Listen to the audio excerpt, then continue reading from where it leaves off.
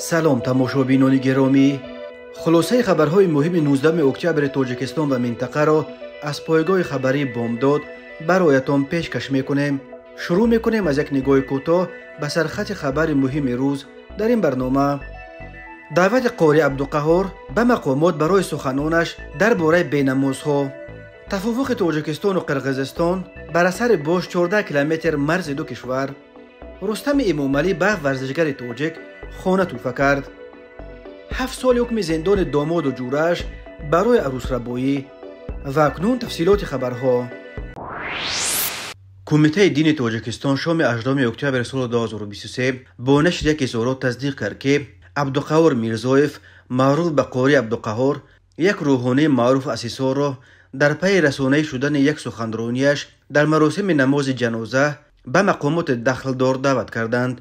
روز 18 اکتبر ژورنالیست عبدالقادر طلبکوف از خبر یک شاهد نماز جنازه یک دختر جوانمرگ در دهه ترد بابا در کنار شهر ایسار خبر داد که گویا روز 17 اکتبر قاری عبدالقهار در مویزش پدر دختر مرحوم را که در سن 25 از بیماری قند درگذشت برای نماز نخواندنش با یک لعن تند مذمت کرده است. خود قاری عبدالقهار برای شرح این ماجرا دسترس نیست، ولی کمیته دین در بیاناتش گفت احتمالیت پس زدن شان و شرف صاحبان میت از سوی میرزایف عبدالقهار از جانب مقامات دخلدار سنجیده می شود. کمیته دین همچنین خبر داده است که شهروند میرزایف عبدالقهار گوریزویش در یگان مسجد جامع و 5 وقته کشور به صفت امام خطیب یا امام فعالیت نمی کند.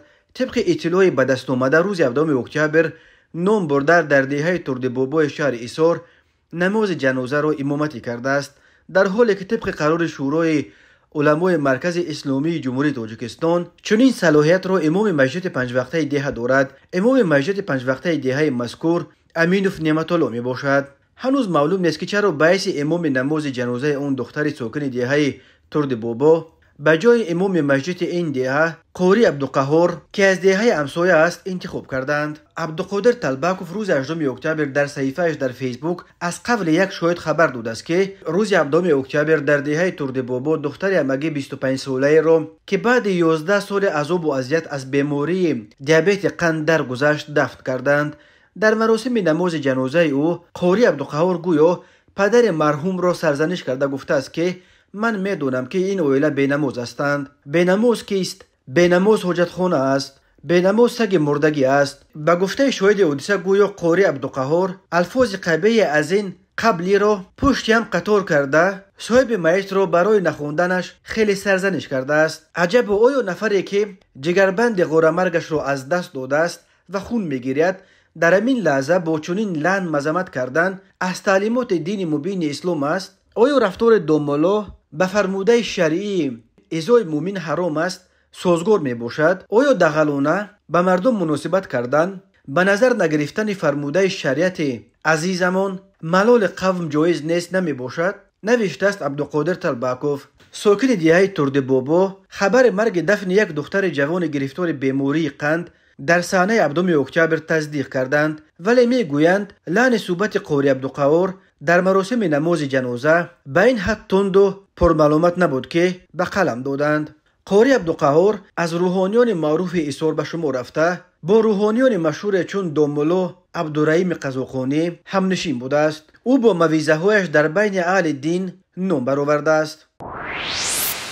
به تاجیکستان و قرقیزستان میسر شده است که بر سر باش 14 کیلومتر مرز مشترک این دو کشور در سال اخیر به مرز اعظم ناآرام در آسیای مرکزی تبدیل یافته است به توافق دست بیابند. دیوان وزیران قرقیزستان خبر داد که از 12 تا 18 اکتبر سال 2023 در شهر بوستان ولایت سوغد تاجیکستان ملاقات نوبتی گروه‌های خریطه‌ساز هیئت‌های دولتی دو کشور عاید به تعیین و علامتگذاری مرزها دایر شد. گروه‌های توپوگرافی 13 کیلومتر و 980 متر مرز دولتی قرقیزستان و تاجیکستان را مشخص کردند. طرف‌ها کار را برای تعیین قطعه‌های باقی مانده مرز در ملاقات آینده که در قلمرو جمهوری قرقیزستان دایر می‌شود ادا خواهند داد. پیرامون نتیجه های ملاقات پروتکل دخلدار به امضا رسید. گفته می شود در اطلاع رسمی تفصیلات دیگر آورده نشده است. معلوم نیست که این نزدیک 14 کیلومتر مرز در نشست بوستان موافقه شده مربوط به کدام قطعه از بیش از 300 کیلومتر قطعه باسی باقی مانده در مرز تاجیکستان با قرقیزستان است. در اطلاع کوتاه تنها تاکید شده است که ملاقات در فضای دوستانه و حسن تفاهم برگزار شد. از اول ماه اکتبر تاجیکستان و قرقیزستان اینک بار دوم از پیشروی در مذاکرات مرزی خبر میدهند. روز 8 اکتبر در پی مذاکراتی که از 3 تا 8 اکتبر در شهر بادکند قرقیزستان برگزار شد، طرفها خبر داده بودند که با 43 کیلومتر و 320 متر مرز عمومی بین دو کشور را مشخص کردند.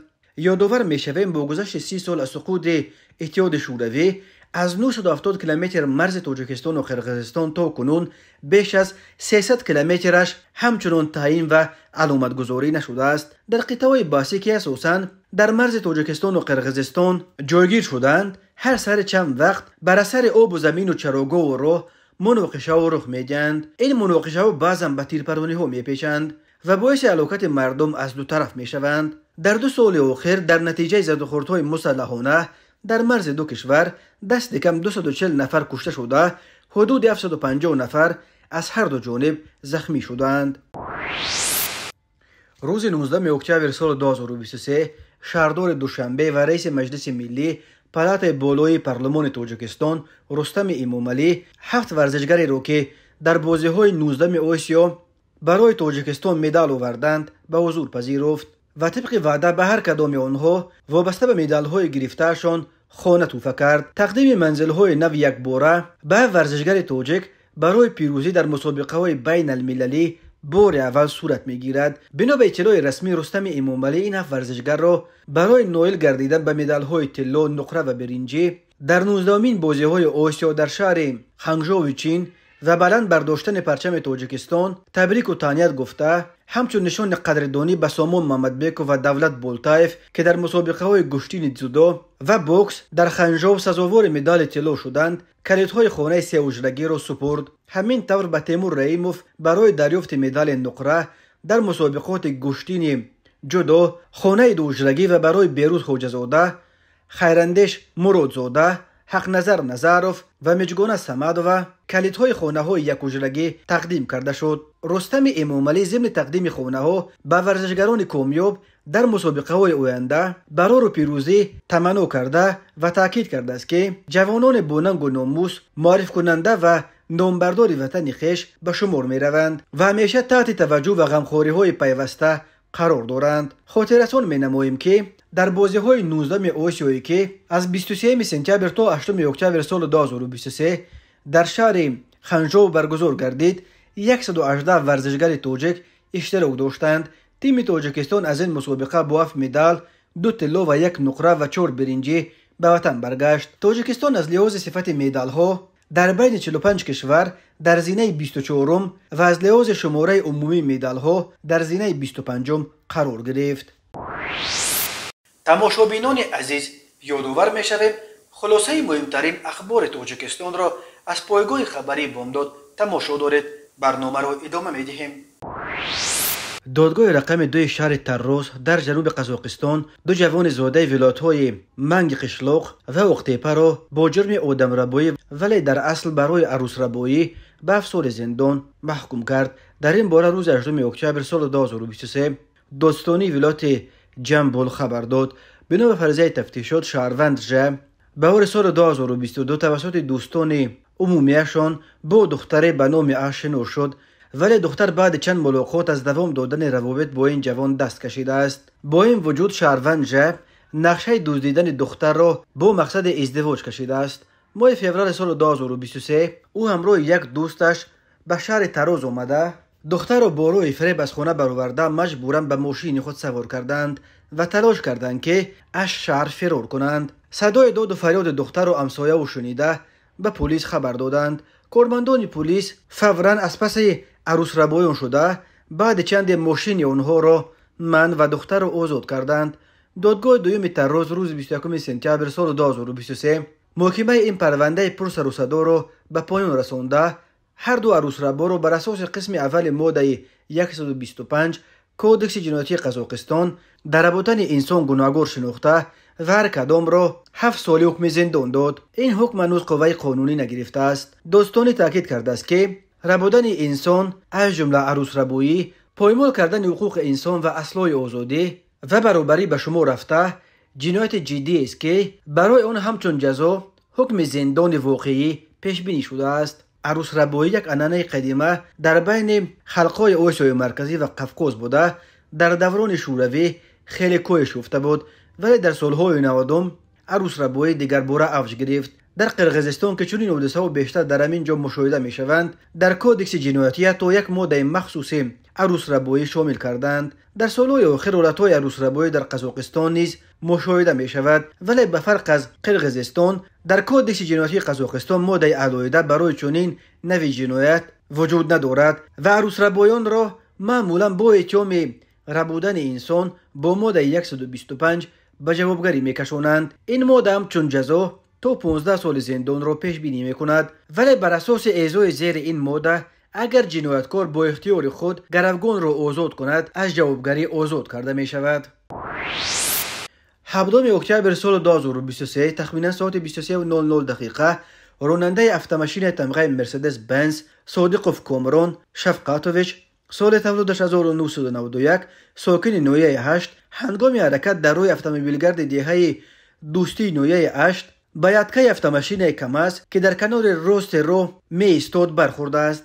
در نتیجه مسافر افت-ماشین مذکور حکیموف حلیم جان سال تولدش 1986 ساکن نویه مذکور جراحت‌های وزنی جسمانی برداشته در جای حادثه به هلاکت رسیده است. راننده صادقوف و مسافر دیگر افت-ماشین بابوالی فیروز و توشتمیروف ایسان سال تولدشان 1987 ساکنان امین نویه جراحت‌های جسمانی برداشته در بیمارخانه بستری گردیدند. از روی این حادثه تحقیقات ادامه دارد.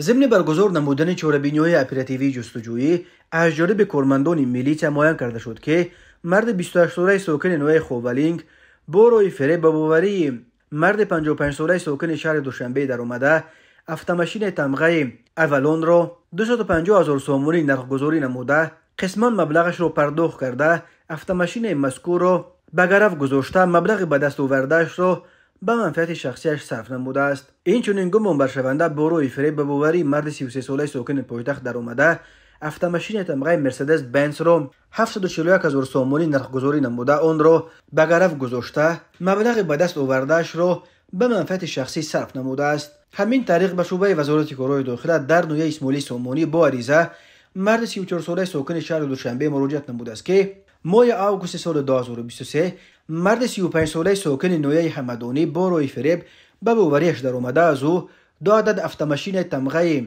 کی اسپورتیج ارزشش 150,000 سومونی و تایوتا کیمری ارزشش 140,000 سومونی را گرفته وعده داده است که در مدت 3 روز مبلغش را به پررگی برمیگرداند، اما نامبرده از این مبلغ 107,000 سومونیش را برگردانیده باقی مانده 183,000 سومونیش را تا حال بر نگردانیده است. اوید به این حادثه تفتیشات ادامه دارد.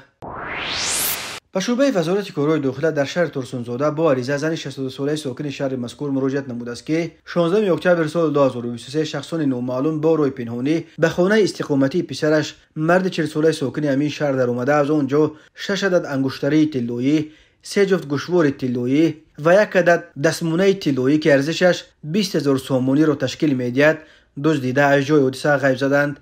هنگام گذراندن چاره‌بینی‌های اپراتیوی جستجویی از جانب کارمندان میلیشیا معین کرده شد که جنایت را نابالغ 12 ساله ساکن شهر ترسونزاده صادر نموده است. از روی این حادثه تفتیشات ادامه دارد.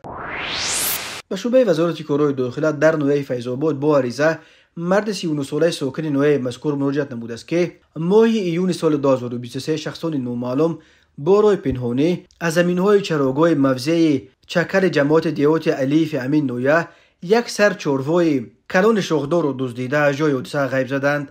ضرر رسانیده شده 12,000 سومونی را تشکیل می‌دهد.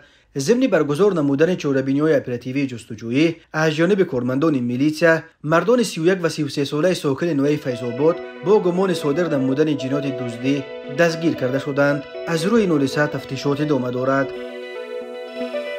تماشابینان عزیز و گرامی، این بود مرور به خلاصه چند خبر مهم امروز تاجیکستان. خبر و گزارش‌های بیشتر از تاجیکستان و درباره تاجیکستان و اطراف آن را در سامانه پایگاه خبری بامداد در این نشانه پیگیری نمایید: www.bamdad.com. خوش باشید.